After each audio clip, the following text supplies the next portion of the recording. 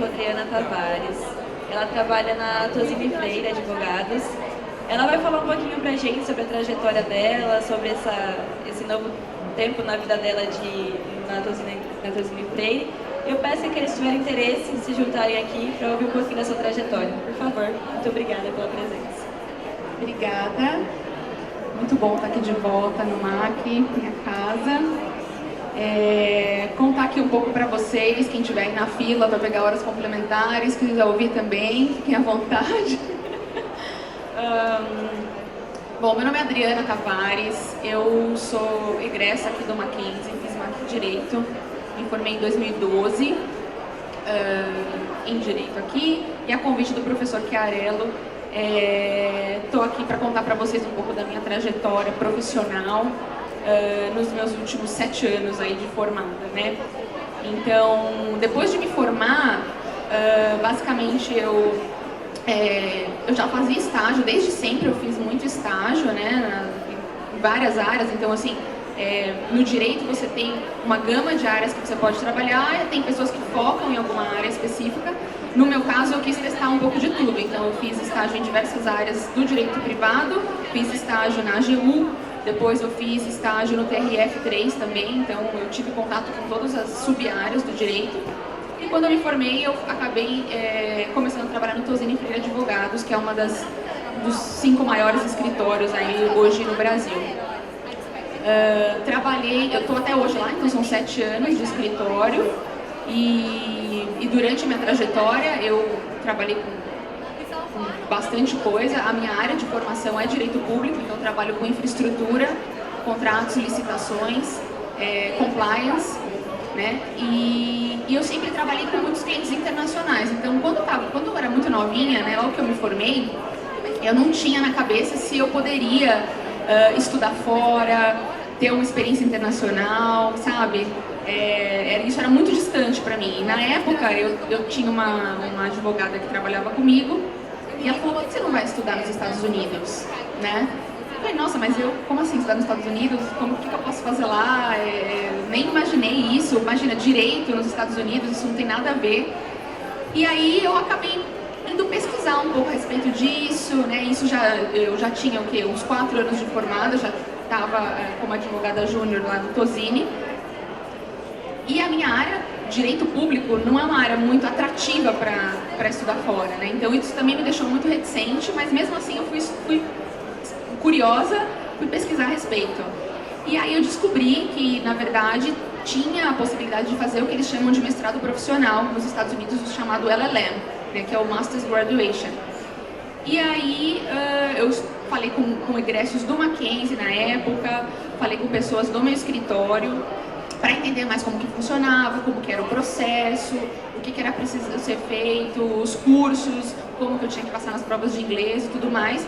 E acabou que em 2017 eu fui aprovada em 3 universidades nos Estados Unidos e ganhei meia bolsa em Cornell University, que fica em Nova York, né? Então eu passei em Nova York e falei: será que eu vou, será que eu não vou, será que vai valer a pena? O investimento era muito alto, mas ao mesmo tempo era uma coisa que eu queria muito fazer. Então eu acabei indo para lá em 2017 a 2018, fiz o meu curso em Cornell University, eles chamam lá de Masters, General Masters, né? Então na verdade eu podia escolher todas as matérias que eu quisesse fazer dentro da grade curricular de Direito. Nos Estados Unidos, para quem tem um pouco de familiaridade com isso, você faz 3 anos de faculdade de Direito, e aí você depois presta o que eles chamam de New York Bar, ou Bar do estado que você vai atuar, né, que seria a nossa OAB. Então, só que o Masters, para quem é internacional, para quem é estudante de outro país, você não faz os 3 anos, você faz 1 ano só, e aí você está apto a fazer essa prova, que seria a nossa OAB, né? Então, imagina, dentro dos 3 anos de matérias lá, eu podia escolher tudo para fazer em 1 ano só. Então, eu tive que ter muito foco na hora de escolher, porque na vontade você quer fazer tudo, né? É bem difícil você falar: putz, quero fazer direito público, direito privado, compliance, tributário, constitucional, as matérias que eles têm, tipo clínica, que aqui também no Mackenzie a gente também tem, prática jurídica. E aí fiz o meu curso e aí acabou que quando eu terminei o curso, eu queria ter uma possibilidade nos Estados Unidos, pelo visto que você leva, de estender seu período lá por mais um ano. Se você conseguir um trabalho, um emprego qualquer, um estágio ainda que não remunerado, né? Então, eu fiquei igual uma maluca procurando trabalho. Na minha família não tenho nenhum advogado, então assim, eu não tinha a quem recorrer, vamos dizer assim. E lá nos Estados Unidos é super difícil, né? Então assim, não é uma coisa que você, por ser brasileira ou latina, você consegue ter uma abertura simples para conseguir um trabalho, né? E isso eu digo para todas as áreas, porque isso é um cenário de quem fez direito e foi fazer o Masters in Law, mas tem o MBA para administração, para publicidade, para jornalismo, tem, sei lá, para engenharia. Então, você pode focar o seu mestrado profissional, entre aspas, em qualquer uma das áreas, e todas as universidades praticamente têm todas as áreas, arquitetura, né? E normalmente é esse período, dura um ano, você aplica um ano antes, sai o resultado, você vai para lá, estuda um ano, de 10 meses a 12 meses, e depois, a depender do curso, você fica elegível para prestar uma prova profissionalizante. Então, deve ter algo do tipo uma prova profissionalizante de arquitetura, uma prova profissionalizante de publicidade, assim como tem de direito. E para todo mundo que faz esse tipo de escolha, né, desse tipo de curso nos Estados Unidos, você tem essa possibilidade, como eu estava falando, de aplicar para estender o seu visto, que é o que eles chamam de OPT, por mais um ano. Se você provar que você vai conseguir trabalhar de alguma forma lá. Trabalho voluntário, um assistente de professor, pesquisador, num escritório de advocacia, num escritório de qualquer outra profissão que você esteja relacionado ao seu curso, né? Então, eu sabendo disso e já querendo meio que aplicar o que eu aprendi lá, porque no final do dia você fez um investimento gigante e você fala, putz, eu quero ver como é isso na prática, né? Eu quero ver como que um americano aplica o direito, como que um americano trabalha no escritório, como que um americano lida com outros clientes e tudo mais. Então, eu fui atrás, nossa, foi assim uma loucura, porque ninguém te conhece lá e é você num mundo de americanos que estão fazendo curso de direito integral, então assim, você já está atrás deles, junto com todo mundo internacional. Então é Brasil, Chile, Argentina, Europa inteira, Ásia, todos os chineses, japoneses, asiáticos, Tailândia, canadense, tá todo mundo lá junto com você no barco para tentar conseguir um trabalho, um estágio de 1 mês, 2, 3, 4, 5, o que for, entendeu? Remunerado, não remunerado. Então, foi um trabalho muito corpo a corpo que eu fiz, de tipo, monitorar quais eram os escritórios, descobrir junto com as pessoas que estavam fazendo o curso de direito, que lá eles chamam de JDs, né? Então, quem está fazendo o curso regular de direito são os JDs, então eu falava com eles, falava, gente, o que vocês fazem para arranjar trabalho aqui? Como é que funciona isso? Onde que tem o link do site que vai me falar onde tem o escritório? Como que eu avalio os escritórios? Como que eles me descobrem? Como que eu mando meu currículo? Como que eu arrumo meu currículo? Como que eu me apresento? Onde estão os eventos mais importantes para eu ir? E assim, é muita informação, né? Então eu tive que selecionar um pouco disso e saber para onde que eu ia meio que focar minha mira, né? Então, sei lá, o curso que eu fiz durou 10 meses, no 5º mês eu estava procurando trabalho. Então, no 5º mês eu estava lá, tipo, vendo sites, mandando currículo, falando com as pessoas da região. Eu viajava, então eu pegava ônibus, ia para outra cidade que eu sabia que ia ter um evento da área que eu gostava. Aí depois eu ia tomar um café com o cara. E o americano, isso é uma coisa muito cultural que o brasileiro não tem, né? Então, assim, o americano, ele conhece você, ele vai falar o seguinte, olha, você quer trabalhar comigo? Ele que vai te falar. Ele vai te propor uma coisa louca, assim, você fala, não sei o que você quer que eu faça, né? Mas ao mesmo tempo você tem que se mostrar muito proativa pra falar, olha, meu nome é Adriana, eu sou brasileira, eu faço isso e aquilo, minha área é essa. Posso trabalhar com você? Isso não tem aqui no Brasil. Você não chega e fala pra alguém, oi fulano, posso trabalhar com você? Oi cicrano, olha, tá aqui meu currículo. Lá é muito ativo isso. É muito mais incisivo do que aqui no Brasil. No Brasil a gente manda o currículo e espera, ou então vai numa feira de estágio, né? Lá não, lá você realmente propõe para o empregador Ou então mostra para ele o quão maravilhosa ou maravilhoso você é, a ponto de que ele precisa te contratar. E ele vai te ouvir. E se você mandar um e-mail para ele, ou mandar um WhatsApp para a pessoa, ou encontrar com ele num café e falar, olha, meu nome é Adriana, vamos falar? Vamos tomar um café? Ele vai. Mas você tem que ser também proativo e passar óleo de peroba na cara, que eu digo, e ir lá e falar com ele. Então, assim, foi o quê? De outubro até fevereiro, eu fiquei religiosamente, eu definia tantas horas do meu dia para procurar oportunidades de trabalho e estágio nos Estados Unidos. Então, eu deixava de estudar para ver isso, porque para mim, no meu plano, né, de estudo e de estadia lá naquele país, fazia sentido que eu conseguisse uma experiência profissional para poder aplicar o que eu estava estudando. Né? Então, teve até uma feira de estágio na época, em janeiro, e era engraçado porque lá é tudo muito organizado, né? Então, assim, você faz a feira, só que muita gente que vai na feira já tem a vaga preenchida. Aí você fala, gente, mas o que eu tô fazendo aqui então, se já tem a vaga preenchida, né? Vou falar com a empresa X, ele vai, te entrevista, e você fala, legal, ele gostou de mim, mas depois você descobre que o fulaninho já estava meio que prometido para ele. Você fala, que justo isso, né? Poxa, eu tô aqui, trouxe meu currículo, mostrei minha experiência, mas não é tão assim.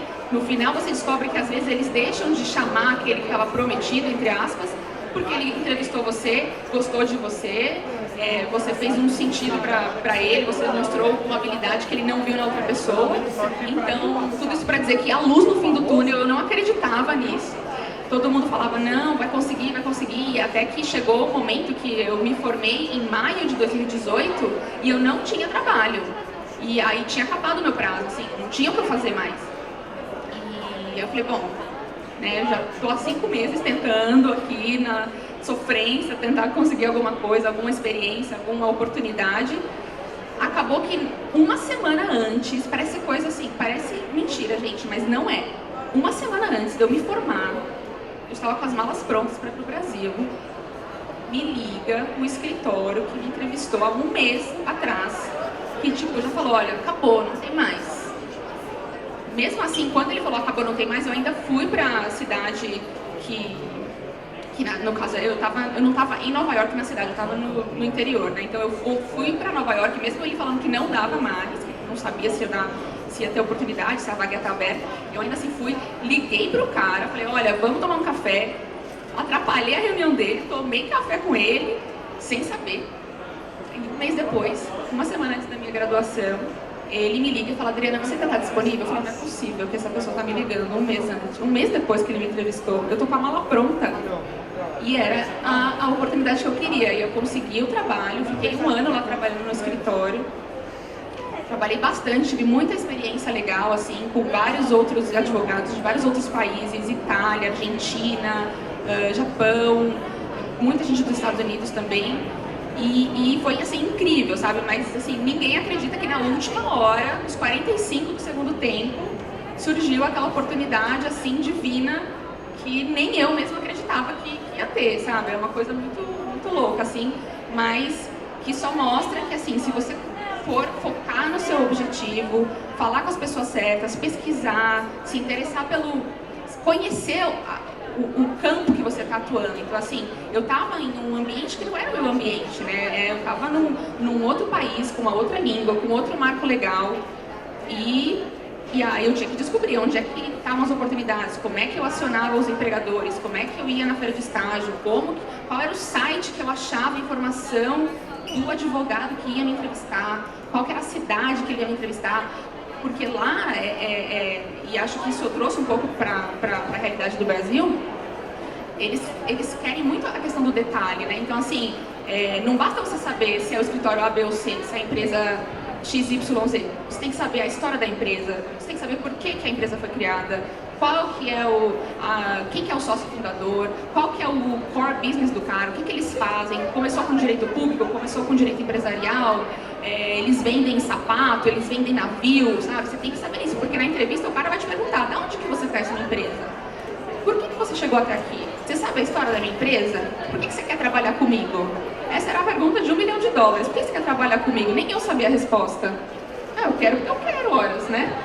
Mas assim, não é uma resposta satisfatória essa, né? É óbvio que todo mundo, você e todo mundo do meu país querem trabalhar aqui, mas por que eu tenho que escolher você em detrimento de outros, né? Então, foi um exercício mental assim muito forte meu de fazer um discurso que fosse convincente, mas não pedante e não humilhante, mas também que elevasse minhas habilidades. Então, foi assim uma coisa muito, muito desafiadora, sabe? Mas em resumo, assim, tudo que aconteceu nesses últimos anos foi isso. Eu voltei agora, voltei para o Brasil agora em julho, né, para o escritório que eu estava trabalhando. E assim, eu vou levar essa experiência para a vida toda, os contatos que a gente faz, a gente leva para a vida toda. E assim, independentemente de ser nos Estados Unidos, na África, na Ásia, no Japão, isso acho que é uma coisa muito rica de se fazer. E eu acho que o Mackenzie instiga muito isso, que é você saber se aproximar de vou falar alvo, mas sei lá, um empregador, um potencial empregador, um potencial emprego, uma potencial empresa, e se portar de uma forma parceira, né? Você não precisa ser agressivo, você não precisa ser inferior, você não precisa se sentir inferior de uma certa forma, né? Pedindo um favor, nem nada disso, porque a gente está aqui para somar, né? E você tem que mostrar para a pessoa que você está sendo entrevistada o porquê que vai ser tão incrível ter alguém como você na empresa dela, no escritório dela. E para isso você precisa fazer a lição de casa, que é conhecer a empresa, saber do que você está falando, saber a área que você quer atuar. E às vezes você não sabe também. Você vai para uma empresa sei lá, um escritório de advocacia que atua com direito tributário, você acabou de se formar e às vezes você fala, putz, eu não sei se eu gosto de direito tributário. Mas tudo bem, você não precisa também mentir para ninguém, falar, olha, eu amo o tributário é a minha vida. Mas você pode ser honesto e sincero a ponto de falar, olha, gosto, quero seguir nessa área, por isso, isso e aquilo. E aí você demonstra o quão proativo você é para poder seguir e mostrar pro empregador o porquê que você é tão essencial e vai fazer tanta diferença no time dele, né? Muito bem, alguém tem alguma pergunta? Sim? Boa tarde. Desculpa ter chegado atrasada, que eu tô assim, tô voando para ficar até o 10 para Você falou que também você entrou de cara nos Estados Unidos, você estudou, mas quanto foi o custo, em média? Você faz direito? Não, faço farmácia. Então. Aí é que tá. São N fatores aí que vão impactar no seu custo, né? Então, isso é uma coisa assim que é importante também, você monitorar todos os traquejos de como, quando, por que e onde aplicar para estudar fora, né? Não é tão simples, quero morar fora, vou estudar em Harvard, e vai lá e manda a sua application. Não é assim. Você tem que conhecer o seu setor. Então, eu não sei nada de farmácia, tá? Eu sei de direito. Os cursos em direito nos Estados Unidos para LLM partem de $50 mil, partem, e podem ir até 80, 90, né? Mas tem vários poréns em relação a isso. O primeiro, você pode conseguir bolsa. Se tem um lugar em São Paulo que conhece de bolsa e uma pessoa em direito, essa pessoa é o Felipe Chiarel. Porque, assim, a gente aqui no Brasil, infelizmente o CNPq para direito, o CNPq não, o CAPES, né, exatamente, não está mais tão incisivo, então não tem tanta bolsa disponível. E aí, de novo, vou falar da minha área, mas, por exemplo, engenharia é outro cenário, farmácia, publicidade, jornalismo, você tem que saber aonde que tem projetos governamentais ou instituições ligadas ao governo ou privadas que podem suportar o seu estudo. Por exemplo, Fundação Estudar, por exemplo, Instituto Ling, por exemplo, CNPq, por exemplo, tem um monte aqui, eu não consigo lembrar todas, mas esses são alguns exemplos. E aí, às vezes, por exemplo, o Instituto Ling pode dar bolsa para você de farmácia e não, no ano X, não dá para direito. Isso só vai saber disso mandando e-mail para os caras e perguntando, entendeu? Tinha um outro de bolsa, qual que era o nome? Fulbright. Fulbright dava bolsa para direito no ano antes que eu prestei e um ano depois. Quando eu prestei não tinha para direito, só tinha para engenharia. Entendeu? Então, assim, eu só descobri porque eu mandei carta pra eles, falei, oi gente, meu nome é Adriana, eu queria uma bolsa, como é que funciona? Ele, esse ano não tem. Por que não tem? Por causa disso, disso, disso. Então, assim, você tem que pensar no seu budget para esse estudo, sabendo que tem instituições sim que dão bolsa. Além disso, você tem que conhecer as instituições que você vai aplicar. Então, por exemplo, você vai aplicar para Harvard. Harvard é uma instituição que tem toda uma especificidade para fazer a application, que dá bolsa por ela mesma. E aí você tem que descobrir, junto às pessoas da sua área, como, quando e onde que você vai aplicar. Qual é o lugar do site que você vai aplicar, porque eles dão bolsa sim. Todo mundo fala que não, é mentira. Eu consegui 50% de bolsa em Cornell. Como? Perguntando. Perguntando, mandando e-mail para eles, vendo gente que estudou em Cornell. Então aqui no Brasil eu falei com gente de Brasília, eu falei com gente de Minas, falei com gente do Sul, todo mundo que fez Cornell, porque na época era a universidade que fazia sentido para eu ir, né? E eu descobri como que fazia para aplicar para bolsa lá, como que eu fazia. Nesse meio tempo eu mandei para a Fundação Estudar, mandei para o Instituto Ling e fui fazendo todas as tarefas, vamos dizer assim, necessárias para poder chegar no meu objetivo. Nem sempre dá, não estou falando que isso é uma receita de bolo que você vai conseguir 100% de bolsa, mas são N fatores que vão impactar, entendeu? Então, não se assuste, tudo isso para dizer o seguinte, não se assuste com o preço final, porque não necessariamente você vai pagar isso, não necessariamente não tem ninguém que vai financiar, porque tem, sim, e poucas pessoas sabem, olha, a maioria, sei lá, vou dizer que 50% dos meus colegas não sabiam, brasileiros, não sabiam das instituições disponíveis de bolsa quando estavam lá, estudando. Entendeu?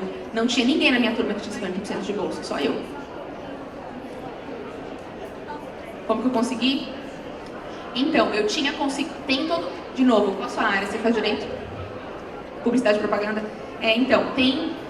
Assim, há algumas universidades mais focadas em algumas áreas, né? Então, por exemplo, o que eu sei de Cornell, ela é bastante focada na parte de MBA em administração e tem uma veterinária, medicina e direito. Então, para essas 4 áreas, eles têm vamos dizer, um norte mais focado, assim, né? Não sei para PP.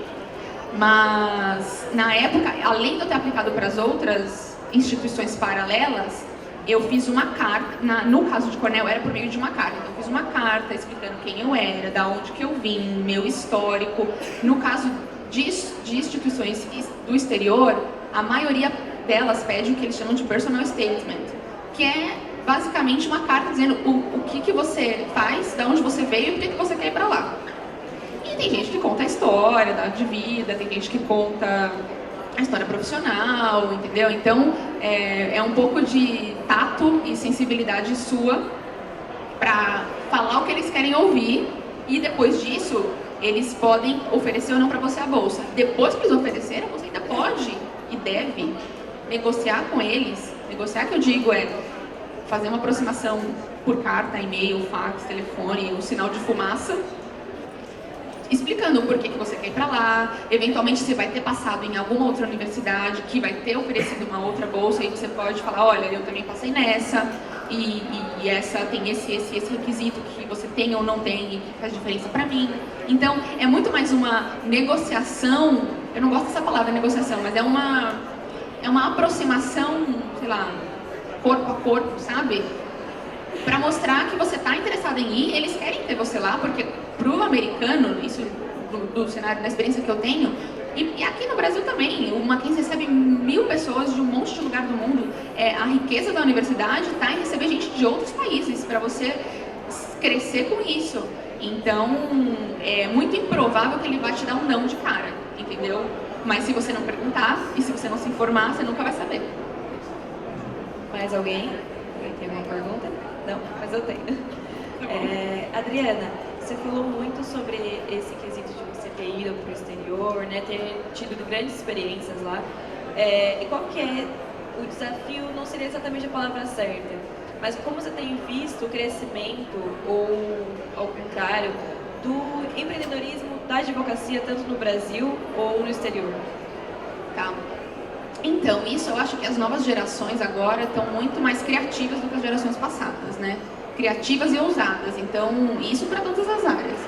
Então, meus colegas egressos do Mackenzie também, a maioria deles recentemente já está trilhando os próprios caminhos, assim, abrindo próprios escritórios, iniciando startups, sabe, empresas assim que às vezes nem tem a ver com o direito, mas que necessariamente precisa do direito, então eles acabaram que usando tudo que eles aprenderam na universidade a favor deles.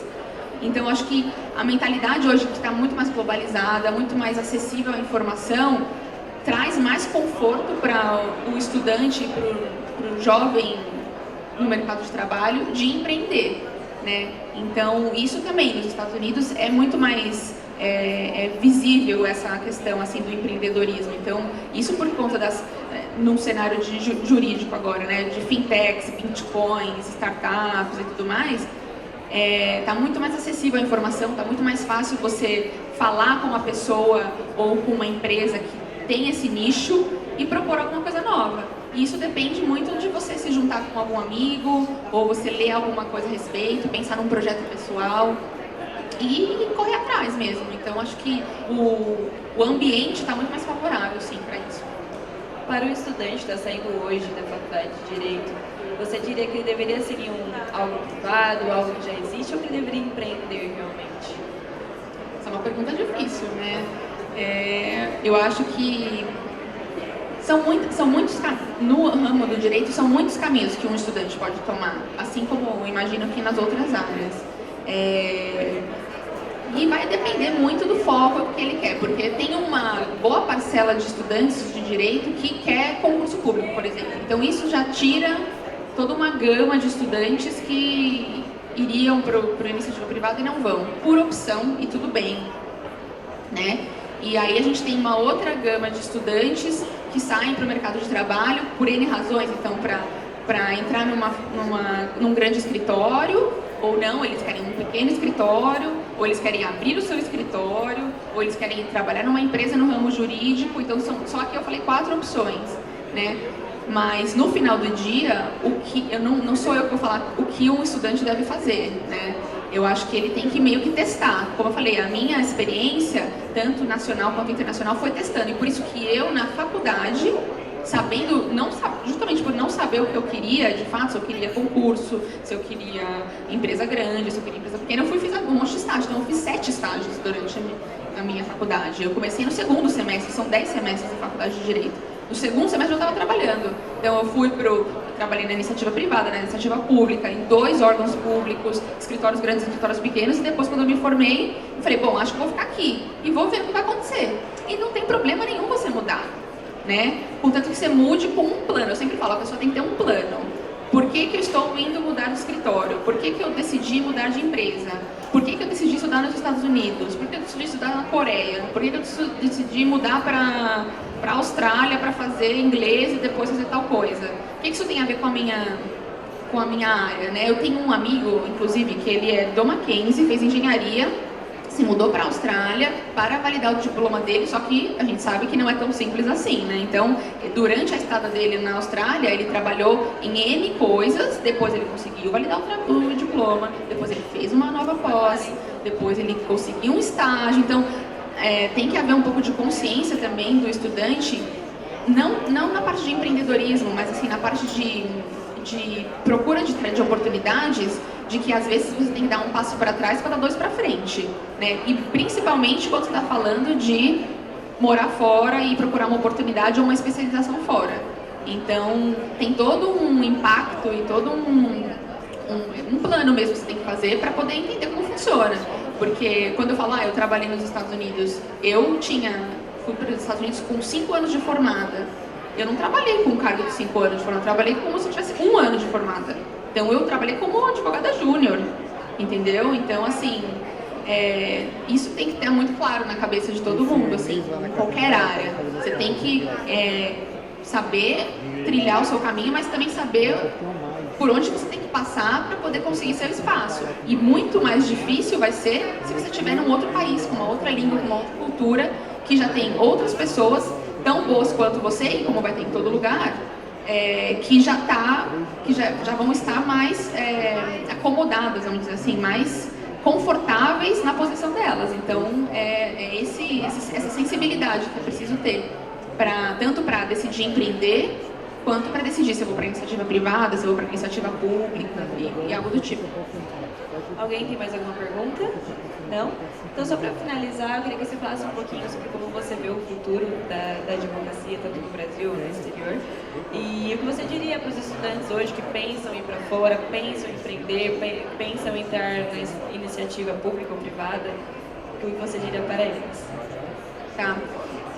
Bom, o que eu diria para o estudante agora de direito? Eu acho que, assim, no ramo do direito, a gente está sofrendo muitas mudanças, né, em razão da modernização de todos os setores, vamos dizer assim. Então, hoje os advogados, os escritórios de grande porte, até os de pequeno porte também, estão estudando como implementar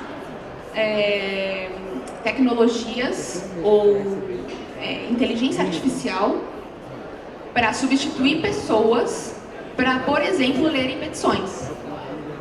Então, está nesse nível. Aí, se eu falo isso para o estudante de direito, eles vão falar, você está de brincadeira, né? Porque como é que eu vou sair daqui, me formar e ir para o escritório se eles vão colocar robôs, entre aspas, para lerem as petições, não vão precisar mais de mim.